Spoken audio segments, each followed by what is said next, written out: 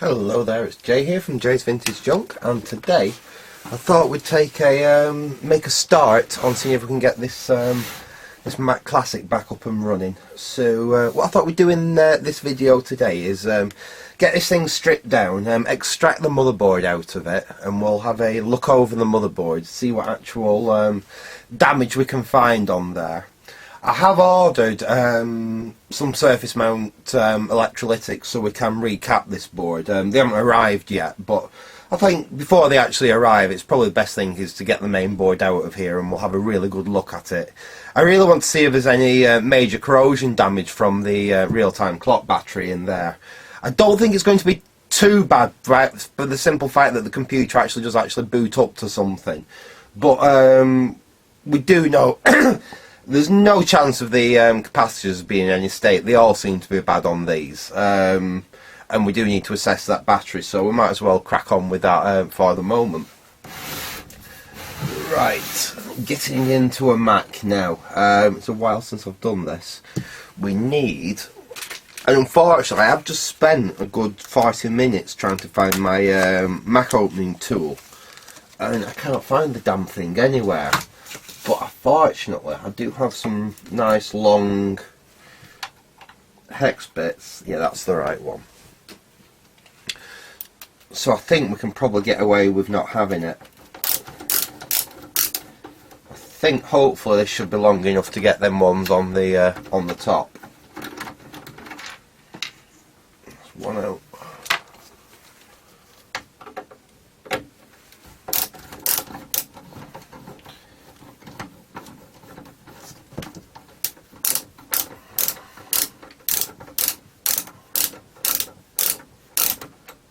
Come on, a little bit further.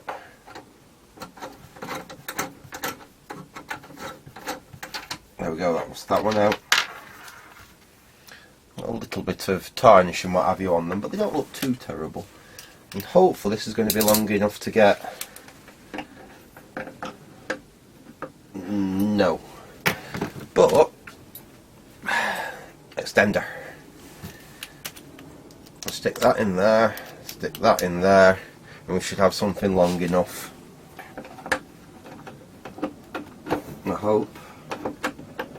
There we go. There we go.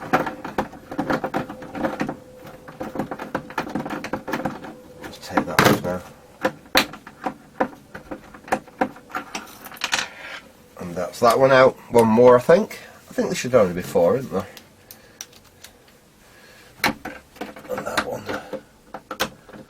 So like I said, a Mac opening tool is handy, but you don't need it, you can always improvise. I think that's it. I've left it in there. That wasn't quite fully unscrewed. There we go. Come out. There we go. That's it out. Right. Put this away for now.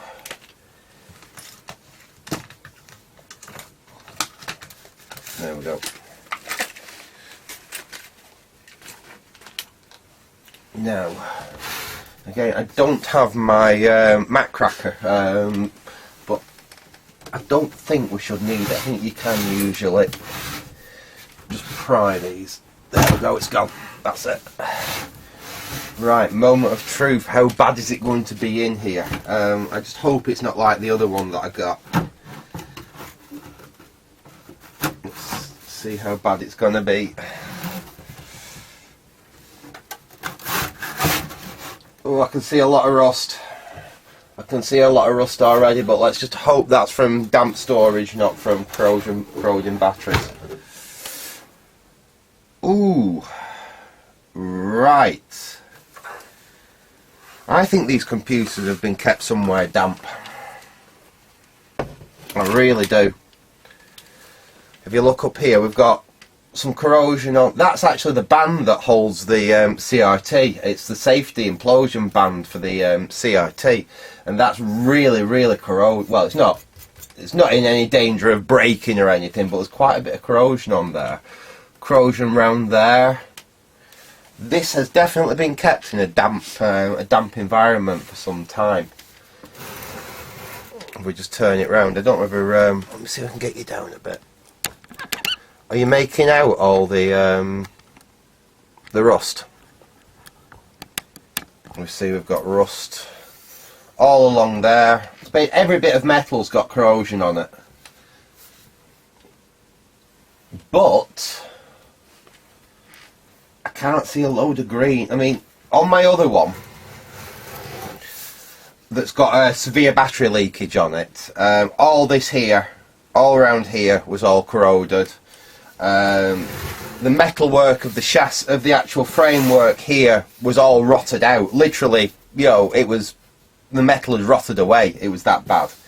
This doesn't look that bad. This looks like damp corrosion, not a leaking battery corrosion, which I can deal with.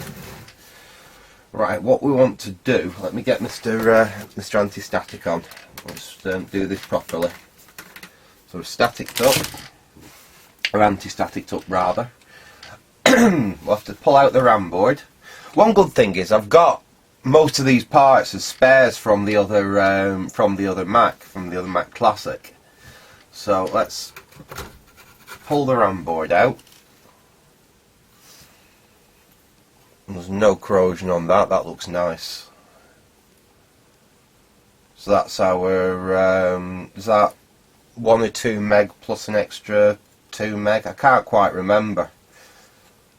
We'll see what my other one's got, because I mean, obviously we can put more RAM in it, we will do. It might be maxed out. It probably is maxed out, to be fair. Right, let's disconnect the hard drive. Now this hard drive might not be working. I just want to be careful, I don't want to risk doing any damage to the board. Ah, there we go. Don't like really pulling from the cable. I'd much rather pull from the connector, but sometimes it is inevitable. I'm not going to bother with the hard drive for now. Let's just put that cable out of the way. I just want to get the main board out so we can take a look at it. Right, let's ease out that connector, and then we've just got the main connector that goes to the analog board now. I've disconnected the floppy disk drive. Just give it a quick. There we go. Right, that should be, if I'm right, all the connections that go to the main board. So we should be able to withdraw the main board now. Don't think there's anything else holding it.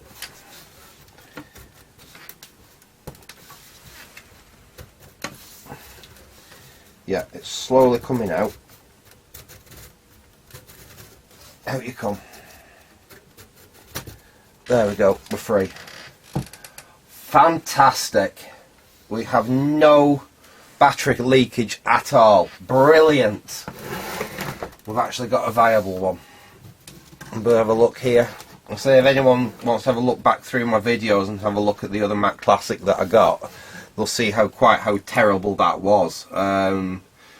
This is good. This is good. We have got damage on it. It's got leaking electrolytic capacitors on it. I can see that straight away.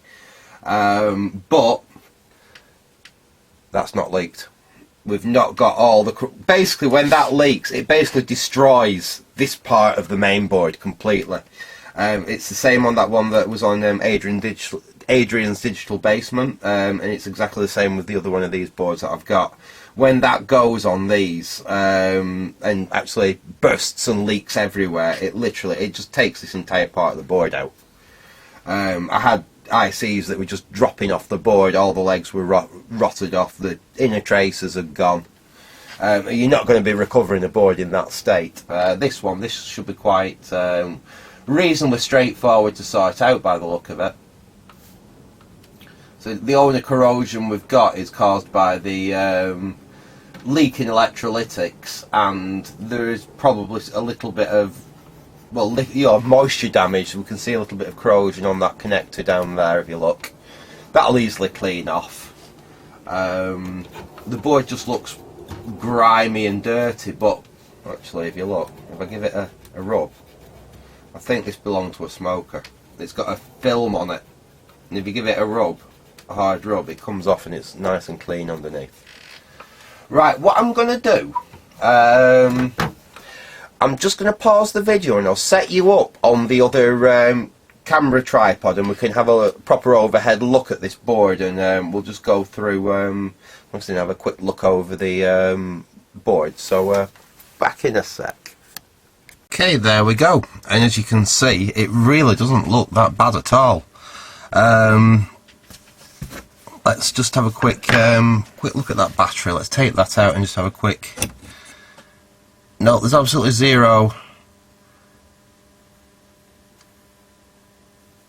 Yeah, there's zero look of any corrosion, signs of any corrosion on there at all. There's absolutely zero in the battery compartment itself.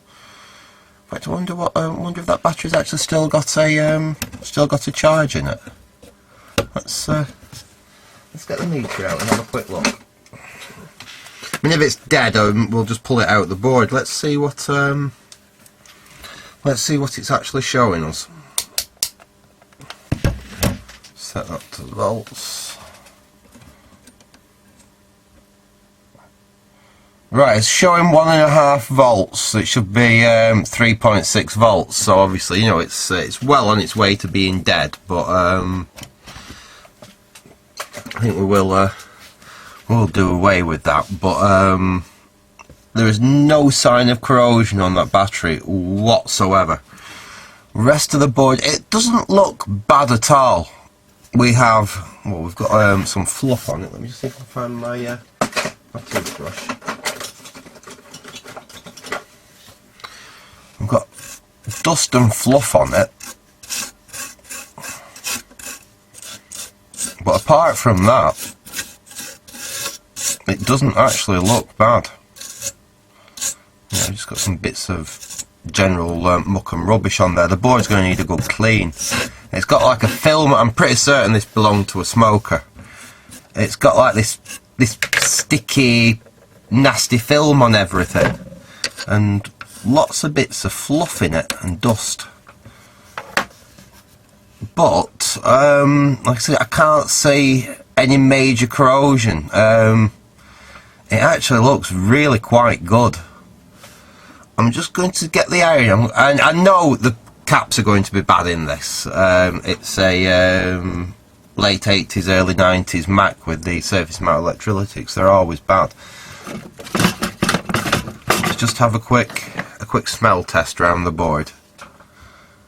Just heat up the board in this area.